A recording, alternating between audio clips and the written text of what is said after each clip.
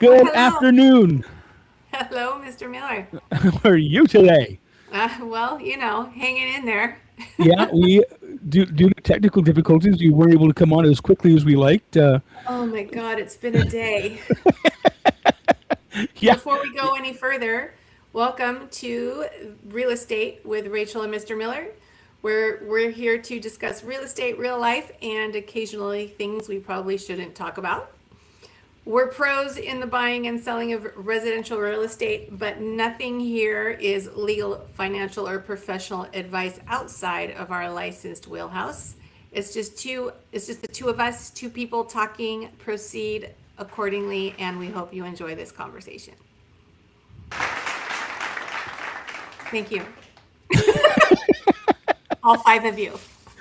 exactly. All five of them. All Well, five of you. there's more than five. I mean, we usually have three or four that pop in during our live show, and then we have a couple hundred that actually watch us during the week, which is pretty dang cool. That is 'Cause, cool. I've been watching quite a few podcasts and listening to quite a few things in the last couple of days, and there are some that just aren't my cup of tea. And that's okay. No, it's true. There's a piece for everybody. There is Uh, something for everyone. yeah, it's just I don't like people when they're talking like this, and this is our show. How I'm like, are you AI? Why are you sounding like that? Mr. Uh, Miller, I have a little surprise for you. I like some. Wait, I don't know if this is a full comprehensive list, but I went back over most of these episodes that we have done thus far. We're in season 2, and this is episode 7, by the way. So, from what I can tell, I was able to gather that so far we've had 14 guests. It feels a little different, it feels like more, but this is what I was able to gather from. We did not do a great job keeping things organized last year. We learned from that, and we are trying to do better this year. Lots of lessons along the way. But here is the list. I'm going to read it out loud. Are you ready? I am ready. And it's not in any order of appearance. This is just where I can grab. So we had Josh Tario come on talking about a buyer's agent. He comes out of my office here in Westlake Village, Gratis Homes. We had a transaction coordinator, Kimberly. I don't remember, couldn't grab her last name. We had Jacqueline Padilla from 805 Title. We've had Mark Moreno. Yours truly is married to such with Green Planet Construction. We had Jeremiah with Brick by Brick Home Inspections. We had MJ talking about sub to or subject to creative financing. We had John Watala, California Superior Mortgage. Dory Mittner with Chicago Title. Frederick Clark talking about homeowners insurance. Kevin Walton talking to us about reverse mortgages. Movement Mortgage with Chad and Dennis talking again about mortgages. Tamara with Home Choice Home Warranty. We had Anastasia last week talking about novations, and we also had our dear friend Carl Knoll talking about will and trusts. That's what I could gather. That's 14 guests. I feel like there's more, but I want to give a shout out to all of these folks that have given their time and their great knowledge and expertise to us. And I think we should start pushing out some of these episodes again and continue to share the information. I agree. It does. It absolutely feels like more than 14. It feels Uh, like more than 14. yeah, it really does. The information that we gleaned from our guests, it was awesome. With Novation, we're gonna have her back on. Is Yes, there's a few that I would love to have back on. I'm looking forward to some of the guests that we've been working on lining up in the near future as well. absolutely. Some of our future guests, actually all of our you said super our super guests, our guests are super that we have coming on soon. Easy for Um, you to say. right, exactly. It's my tongue was covering my eye teeth. Boom, boom. All right, I will stop with my. Uh, so you sent me over something this morning. And actually, before we go very far, for people that are just joining us, Rachel is down in the Ventura area, down at Ventura I'm in Market, Ventura County. covers almost to Los Angeles. I mean, she could probably, or her husband could probably throw a football and hit Los Angeles County from her house. Well, she probably could too, but I'm going to use Mark because it's more cool. Um, and so you cover the LA and the Ventura County markets, more the Ventura than the LA markets, which is more of a high end market. And I'm up here in Kern County. We're about 2.5 hours away from each other. And my market is up here in Ridgecrest, which is the high desert where it gets really hot and kind of chilly. Like right And now, really cold. We are both a little chilly today. yeah, right now it's 45, windy, and there's snow all around our mountains here in Ridgecrest. Ridgecrest sits at about 2,000 to 2,200 foot elevation, and at 2,500 foot we have snow all around us. So the wind's coming off of that snow and making it cold. Burr. It's like, yeah, I even have hot chocolate, so you know it's cold. Yes. So when people are listening to when we're talking, is we have two very, very, very different markets. However, it's the same but different, or the different but the same. Well, yes, it's all relative. Exactly, the same type of people involved in the transactions are involved in higher end homes, and I'm going to rephrase that. See, that's why we do live shows, is because I would have edited that out. The Ventura market is a more expensive market. That's all there is to it. But every transaction needs, not every, well, you need a lender for those that are borrowing. You need title. You need inspectors. You need, Us, we all need the same people. right? Exactly. No It doesn't matter matter. what, we all need the same people. Yeah, yeah, we people still need realtors. I was talking to a good friend of mine today in Tennessee, and he's like, "I'm going to do a FISBO." I've known him for wow, forever. I've known him since 1984, and he's like, "Nope, I'm using a FISBO." Like, Okay, have fun with that. Yeah, he wrote a description. It was great description that was 2.5 pages long. like, Yes, Eric, I threw you under a bus. Ha! oh no! We'll call you eventually. Yes, he will. He'll be like, "Thanks, Scott. Appreciate that, buddy." Yeah, we do need the same. No matter what market you're in, you're still going to need the same people. And I don't think there's something that makes our conversations, in my opinion, more enlightening. Is we do have two totally different markets. However, we do the same thing, just in different markets. You come And across a lot more land listings out yeah, that way. There's a lot more empty land. and they're not making more. But I'm bummed. Yeah, ooh, I'm on a roll today, but You I'm are pumped. on a roll. Yes. Can I have that a Kaiser roll? With no, okay, no, I probably shouldn't. So we were going to kind of talk about our markets. We're going to do a little market report. Yes. And the market report I have is information gathered from January. And I have 7 cities included in my market report. Thousand Oaks, Westlake, Camarillo. No, I don't think I did Camarillo. Agoura Hill, Simi Valley, Moore Park.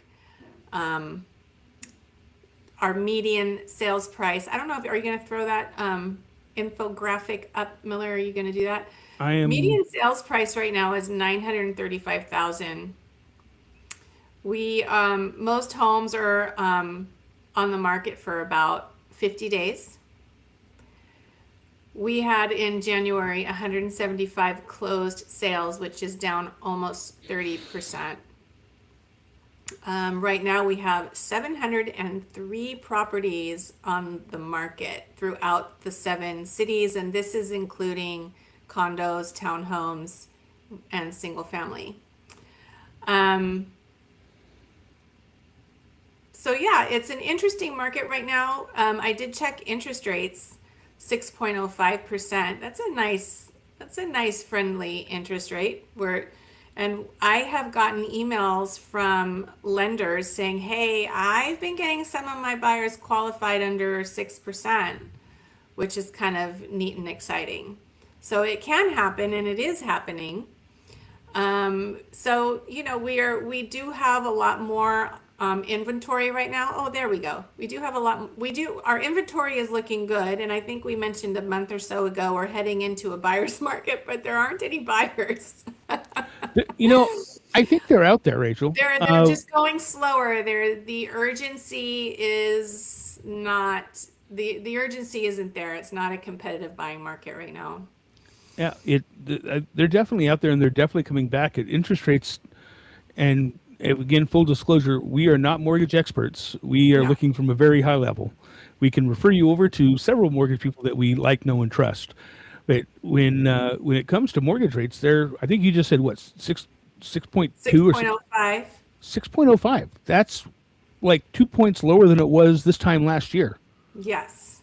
I mean, hello, Yes. buyers, hello, come on out, buyers. But along with that, we have to still manage the sellers' expectations because it our area is a little tricky because you hear nationally and statewide, home prices are coming down a little bit. Affordability is happening a little bit more, but where we are, we're still holding steady where we're at. We may have squeaked down a little bit. We're definitely not going up right now, but we've talked many times about setting expectations for our sellers in terms of what they should list their home at and what they should expect from this market. Miller? Yeah, I was trying to find mine. Fly. Yeah, managing their expectations is huge. It's not 2020, 2022 any longer. And we have a lot of sellers who like, my was house is the best house in the market. flash in the pan. Mm-hmm. And yes, Mr. Seller and Mrs. Seller, your house is amazing. First to say that. You like it, I like it, but guess what? We're not buying it. Right. We have to set the expectations that the seller, or the buyer, has to fall in love with your house, and that starts from the moment they see it online. Is in today's market, the buyers, they are savvy buyers, and they are looking online, and then they're researching.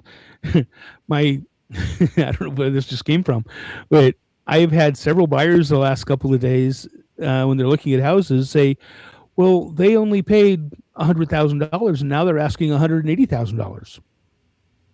Okay, and well, why do they want that? Well, let's take a look. And managing the buyer's expectations of, yeah, they may have paid $100,000 back in 2022 or 2020, and then they also did a bunch of upgrades, but it's also not 2020 or 2022 anymore. And it goes to what's happening. I was on a conference call this morning where a woman in Alabama had her house. It's an agent had her house in the market for 124 days Oh, wow. and hasn't had any traction. Oh, we're like, okay, what's the address? We looked at the address. The pictures were gorgeous, but it didn't tell a story. It didn't show what she had done, and there was no oomph behind it. And as agents, that's our job, is to get the oomph behind the online pictures, the online marketing, and then be able to show that when the buyers come in to look at it, and get eyes on the prize, and have people come in and look at the house. And something my first broker told me, the market will tell you what's happening. 100%. Is if you're not getting any traction, take a look at it when you do your open house. When you do your caravan, ask the agents, what do you like? What don't you like? What sucks? What doesn't suck? Is the price too high? Is the price too low? Get people's feedback. And I don't mean like Uncle Tom or Uncle Joe or Uncle Pickles or whatever. You can, but it's better to get a professional's opinion, and having your agent ask questions to other agents. What do you think? What could I change? In the current era of AI, as you know, Rachel, I lean heavily into AI. Uh, Sometimes a little too heavy, but I lean heavy into AI. And I will take a listing and say, I've had this listing for, I'm making all this up. This has not happened. Well, it has. I have had a listing for 6 months. I've had no traction. What can I do to change it today? It's the best way for me to describe it is it's a disinterested third party looking at the listing. However, it also comes down to the prompt that you're using. If you just say, "What's wrong with this?" It's not giving the artificial intelligence enough to work with. That if you use the right prompt, it will give you a better idea of what could you change today to get service on there. I'm laughing and smiling and a little distracted because my husband just got home and he's in his office and he's yelling on the phone, and I'm afraid that it's going to get picked up on this phone. I can't So hear I'm him. trying to text him, "Can you shut your door?" Mark, you're being a little loud. But I don't think he's on the phone, so I don't think he's going to get the text. That could be fun for a minute to hear. Yeah. Don't Uh, want, you do not want to hear what he's a, as I've mentioned in the past, he's a contractor, and it takes he comes home and I don't bug him for like the first hour because he's got to just like get all of his yayas out and make all of his phone calls and yell at all the people. and then and then can you hear him? no, not at all. Okay, good. Maybe our listeners can. He's loud. He's my Paul No, Bunyan. no. It's your cool microphone that you have there. That's Oh, what I it is. know. It was a nice Yes. present. So, Miller, Uh, do you have a little breakdown of what the market is looking like in your area? And I also want to hone in specifically on Kern County when you're done with your market report. I am going to do that right now. I think. And the reason why I bring that up is because not to be a real dramatic, but we recently in my office talked about an article that came out about foreclosure activity in California. Right. And it is somewhat on the rise. It's not the worst it's ever been, but it is somewhat on the rise. Part of that has to do with the fact that just some backlogged foreclosures are finally moving through the system. Um, but there are some foreclosure activities. The opening of foreclosures have taken a little bit of spike, and Shasta, El Dorado, and Kern County seem to be of the highest areas. So I wanted to ask your opinion of that because I know that you work with Kern County. I do, and I think this is the one you sent over to me this morning that I was looking at. From what I'm trying to figure out how to word this so it makes sense. Our market in Kern County is first. I'm going to say is our market is not crashing. It's not even a little bit crashing. The water's moving a little bit. The what market isn't crashing. It being a price sensitive market, where our average home price in Ridgecrest is about $260,000, opposed to $1 million listing. It's a different person that may own a house up here, so we're more budget conscious, if you will. So we see that tide moving up here sooner than you may see it down in the Los Angeles and the Ventura County market, where the home prices and the incomes are different in a big way. So up here, where the incomes and the savings accounts may be a little less, we're going to see that first here because we're the most price sensitive. Sure. That to me is why we're seeing that here in Kern County. And I think you said, what'd you say? Did you say Inyo? Shasta and Shasta. El Dorado. Yeah, both Shasta and El Dorado are way up in Northern California, and they're also the population is very small in those, comparatively speaking, to like Thousand Oaks and even Kern County. The population centers in those areas are going to be smaller. So again, the income is also different than it is in Los Angeles. So in these areas where we're price conscious is the word I can only come up with, is we're going to see that tide moving quicker up down here. The tide does move. However, that becomes a good thing is they can move down here to Ridgecrest where it's even less expensive, or to Trona where it's even less expensive, and then other people can go get those houses. Income down here, income could be comparatively higher. However, the gap between affordability and income, that gap is growing.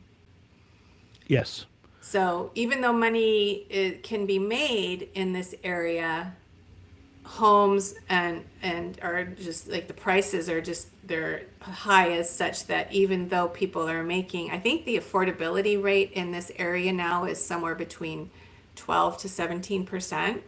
In wow. other words, 12 to 17% of the people that live here can actually afford to live here. And all kidding aside, that may be why we're seeing more people coming this direction.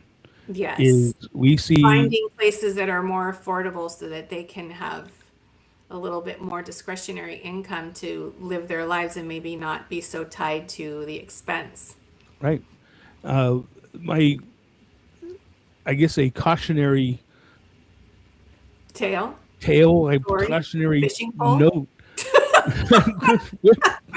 Fishing pole. Hey, you like my new Epic shirt? You like that? Look at that. It says Epic. I do. It's nice. Isn't that nice? I had that made today, or over the weekend. Uh, is people are moving up from the San Diego market, the San Francisco market, the Los Angeles market. All they seem not. That sounds bad. What I see is people looking at the market and not doing any due diligence at all, and then they're using an agent from that same market, from the Los Angeles market, from Sure. Bakersfield, not knowing anything about Ridgecrest or Kern County, saying, "Oh yeah, they got houses up there for $240,000," and they use that voice too. So, and with no due diligence, that could be problematic, especially if they're in a career that isn't necessarily in high demand up here. Here in Ridgecrest, our biggest employer is the military base, second by the school district, then the hospital, and then the college. And we have lots of entrepreneurs up here, lots and lots of them. And with we just got, I sound like I have dirt roads up here, and we don't. But, well, we do. Yeah, we do. But last train of thought. With high-speed internet that we have up here now, we have a lot of remote workers that are able to use this area, Sure. which is kind of a good thing. Not kind of, it's a good thing. Uh, Didn't you mention a handful of months ago that there was a large layoff of a industrial plant or something out that way? It was actually last week. Oh, It's in Trona. Trona, the Trona plant. Trona is actually a chemical. They have 550 employees, and they just released 300 of them. wow. And that's in San Reinforce Bernardino that County, their but it's about 22 employment. miles east of me. Uh, there's been a lot of people that have said, "Oh, the sky is falling. There's 300 people." Well, yes, that is a lot of people, and A I'm lot not of going to take people. it is, and especially in a town like Trona and Right. Like, Ridgecrest. where are they going to go find employment? Well, that's been a huge discussion around town. Uh, Going back to July, when we were having the government shutdown, things like that. Wait, are we still in a government shutdown? Didn't we just have another one? Who knows anymore? We I've lost. stopped paying attention to those bozos. It's like, wait, what happened this week? Uh, we, the base downsized 300 people, and we absorbed them. Don't ask me how we absorbed them or where they got absorbed, but they got absorbed.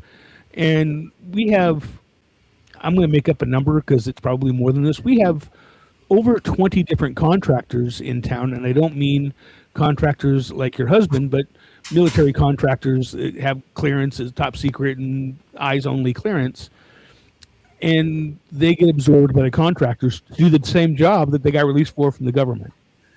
And then Sure. So they're just being hired as contract workers and they're not employees. So they're not receiving employee benefits, but they're getting paid to do their job. not necessarily. like Salex, where I worked just after the start of COVID. I mean, Salix offers a great package with the benefits and everything, so they have a potential to get the benefits.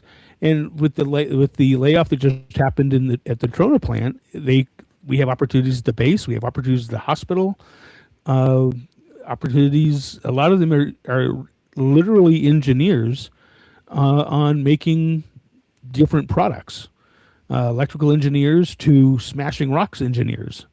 There's all kinds of great things with that.